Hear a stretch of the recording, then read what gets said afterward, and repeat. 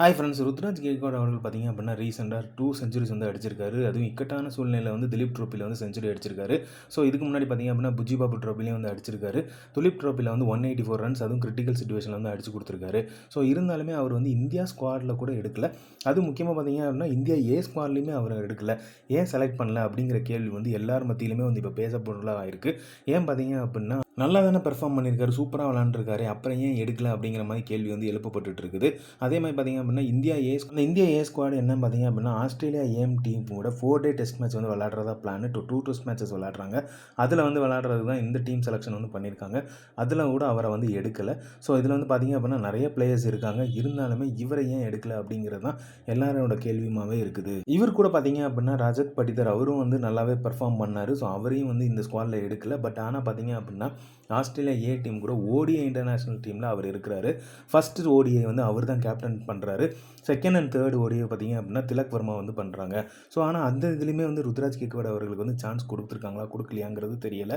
So மொத்தமாக வந்து Ruturaj கேக்வாடோட chances வந்து கொடுக்கப்படாமல் இருக்குது. ஸோ அவரோட பெர்ஃபார்மன்ஸ் வந்து இந்த தடவை ப்ரூவ் பண்ணியிருக்காரு. ஸோ 2 செஞ்சுரி அடிச்சிருக்காரு. இருந்தாலுமே ஏன் சான்சஸ் கொடுக்கலாங்கிறது தெரில.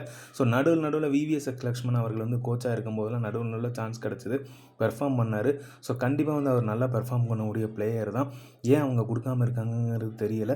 ஸோ சிஎஸ்கேல அவர் பெர்ஃபார்ம் பண்ணணும். ஸோ கிடைக்கிற ஆப்பர்ச்சுனிட்டி எல்லாமே பெர்ஃபார்ம் பண்ணார்னா கண்டிப்பாக வந்து ஃபியூச்சரில் எதிர்பார்க்கலாம் ஒரு நல்ல பிளேயர். ஸோ வந்து இந்தியன் டீம் கண்டிப்பாக மிஸ் பண்ண மாட்டாங்கிற ஒரு எக்ஸ்பெக்டேஷன் இருக்குது. இருந்து பார்க்கலாம் எந்த அளவுக்கு வந்து ருத்ராஜ் கேக்வாடோட பெர்ஃபார்மன்ஸை வந்து கொண்டு வராங்க இந்தியன் டீமில். கண்டிப்பாக அவர் வந்து சான்ஸ் கிடச்சுன்னா ஒவ்வொரு ஆப்பர்ச்சுனிட்டியுமே பயன்படுத்துவார்னு நம்பிக்கை இருக்குது. ஸோ அதே மாதிரி பார்த்தீங்க அப்படின்னா இன்றைக்கி வந்து India vs Australia women's team வந்து விளாண்டுட்டு இருக்காங்க.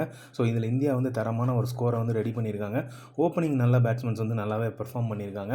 ஸோ அதில் வந்து பார்த்திங்க அப்படின்னா ஸ்மிருதி மந்தனா வழக்கம் போல் பார்த்திங்கன்னா தன்னோட 32வது ஆஃப் செஞ்சுரி வந்து ரெஜிஸ்டர் பண்ணியிருக்காங்க. அதே மாதிரி ஹார்லின் டியோல் அவர்களும் வந்து ஆஃப் செஞ்சுரி வந்து ரெஜிஸ்டர் பண்ணியிருக்காங்க. ஸோ எல்லாமே டீம் எஃபர்ட் போட்டு கண்டிப்பாக வந்து கோஆர்டினேட் பண்ணி செமையாக விளாண்டுருக்காங்க. பிரத்திகா ராவல் அவங்களும் வந்து சூப்பராக வந்து ஓப்பனிங் பேட்ஸ்மேன் வந்து ஸ்கோர் பண்ணியிருக்காங்க. 64 ரன்ஸ் ஸ்கோர் பண்ணியிருக்காங்க. ஸோ மொத்தமாக இந்தியன் டீம் பார்த்திங்க அப்படின்னா 3 ஆஃப் செஞ்சுரிஸ் வந்து ஸ்கோர் பண்ணியிருக்காங்க. அதுக்கப்புறம் டீம் எஃபர்ட் நல்லா இருக்குது.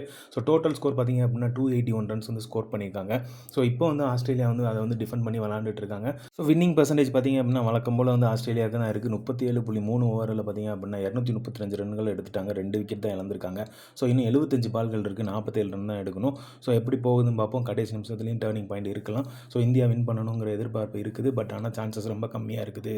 இன்றைக்கி பார்த்திங்க அப்படின்னா இன்னொரு முக்கியமான மேட்ச் போயிட்டு இருக்குது. இந்தியா vs பாகிஸ்தான் ஏஷியா கப்போடது. ஸோ இந்தியா வந்து பார்த்திங்க அப்படின்னா டாஸ் வந்து பாகிஸ்தான் வந்து ஜெயிச்சிருக்காங்க. ஸோ அவங்க வந்து எலெக்ட் பண்ணது வந்து பேட் பண்ணணும் அப்படிங்கிற மாதிரி சூஸ் பண்ணியிருக்காங்க. வழக்கம் போல் நம்ம பவுலர்ஸ் வந்து டாமினேட் பண்ண ஆரம்பிச்சிட்டாங்க. ஹார்திக் பாண்டியா விக்கெட் எடுத்துட்டார். ஜஸ்பிரித் பும்ரா விக்கெட் எடுத்துட்டாங்க. ஸோ தற்போது நிலைமை பார்த்திங்க அப்படின்னா பாகிஸ்தான் 9 ரன்கள் எடுத்து 2 விக்கெட்டுகளை வந்து இழந்திருக்காங்க 2 ஓவர்களில்.